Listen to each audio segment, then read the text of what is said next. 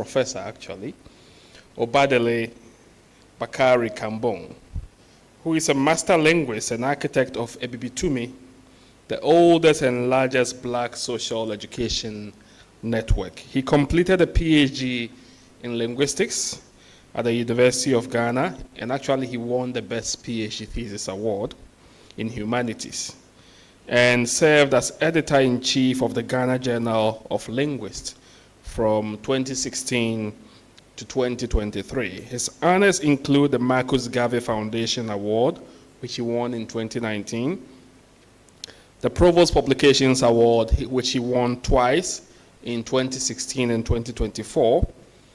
In terms of research, it spans, well, he can pronounce this word. How do you pronounce this?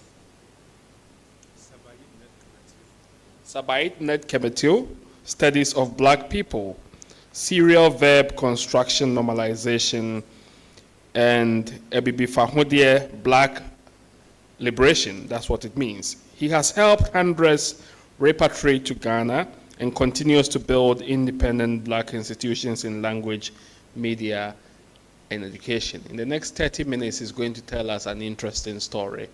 With a round of applause, let's welcome him.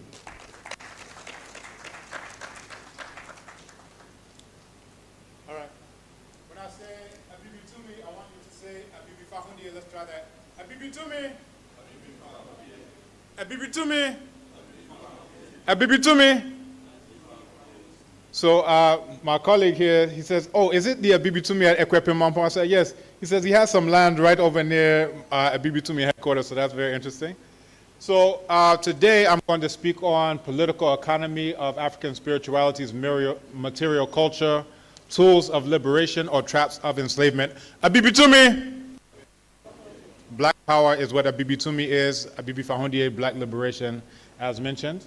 For the sake of time, I won't go over the entire abstract, but we'll go into what we're talking about.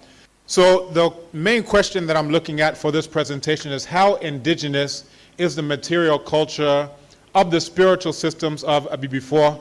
And we're dealing with the question of political economy.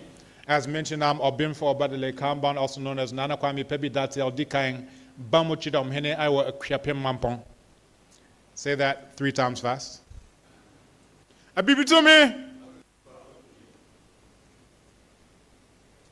So we have Nana Amilcar Cabral, and I'll give you a quick quote from him.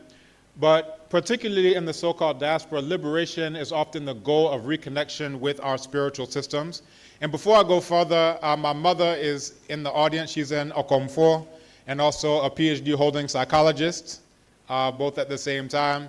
And what I know about our spiritual systems is due to her. So let's give her a round of applause. Wearing the red, black, and green in the front row. So I'll quote Nana Amilcar Cabral. He says, the exercise of imperialist domination, like all other foreign domination for its own security, requires cultural oppression and the attempt at direct or indirect destruction of the essential elements of the culture of the dominated people. If imperialist domination has a vital need to practice cultural oppression, national liberation is necessarily an act of culture. And again, that's Nana Amilcar Cabral. Abibitumi. Abibitumi. Abibitumi. For those in the back, there was a woman named Rosa Parks who fought not to have to sit in the back, so I'd ask for you to come down because we're a small group. I'm talking about you in the green, you also in the green.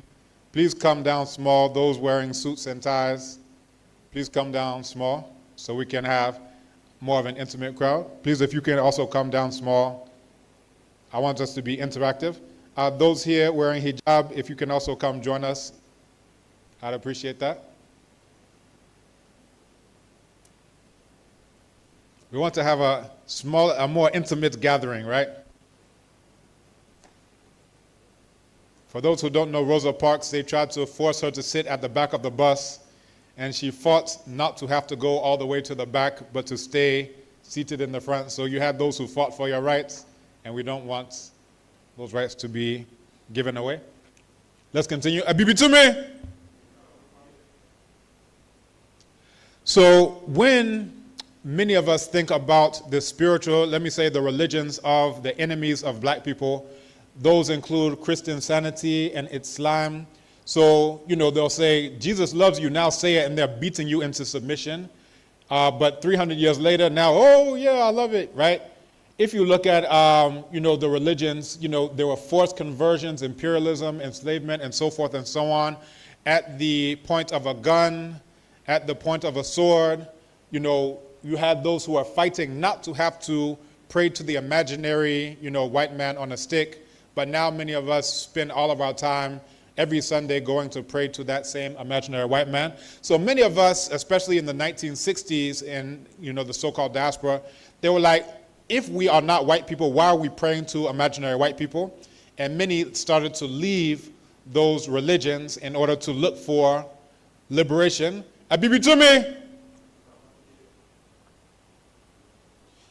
And here's a quote. It says, how can a slave and master both worship the same God?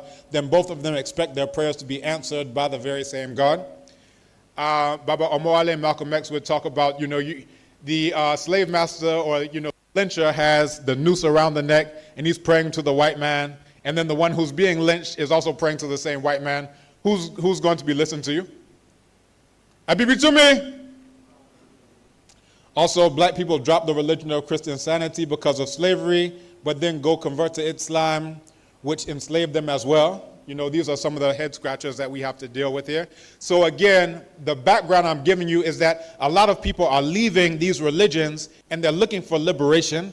They're looking for something other than praying to a white man on a stick. They're looking for something other than praying to a rock in a desert. They're looking for liberation. And they're trying to do it through interacting with our ancestors, the abosom, and so forth. But I'm going to go into to what degree are we actually able to get the liberation that we're looking for in the first place. Abibi to me. That is the weakest Abibi Fahodi I've ever heard. Abibi to me. Abibi to me. Abibi to me. All right, we're getting there.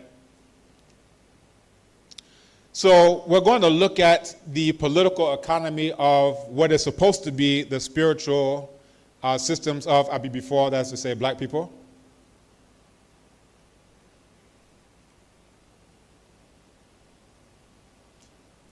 Right, so you see, when you're going to interact with your own ancestors, what do you have to bring? You have to bring something from the Dutch, from Holland somewhere, just to interact with your own ancestors. That doesn't sound very much like Abibi to me.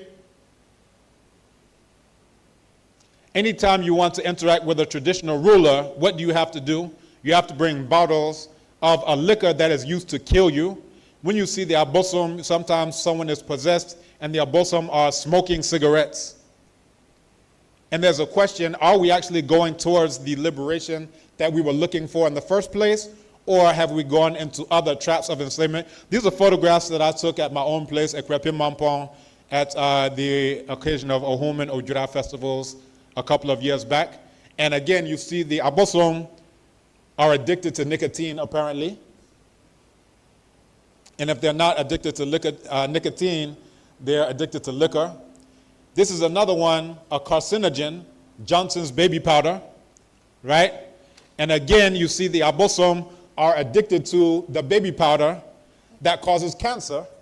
Johnson & Johnson was just sued for somewhere around the area of $1 billion that they had to pay because it was found that they knew that the baby powder that they were selling to black people specifically was causing cancer. But they didn't shut down the factory. They said, let's just send it to Ghana because we know that those fools, those idiots, they don't know any better and they are not interested in Abibi Tumi. We continue. So we're going to look briefly at created tastes and desires. So here is Nana Amos Wilson. He says, why does the black man say freedom is doing what I want to do? And why is it that everything he wants to do enriches the European? Even when it comes to what's supposed to be our spiritual, you'll go into a shrine and the only thing made by black people in that shrine is you. Because if it's not white calico cloth, it's the cigarettes. If it's not that, it's the liquor, it's candy. There's nothing in the entire shrine made by black people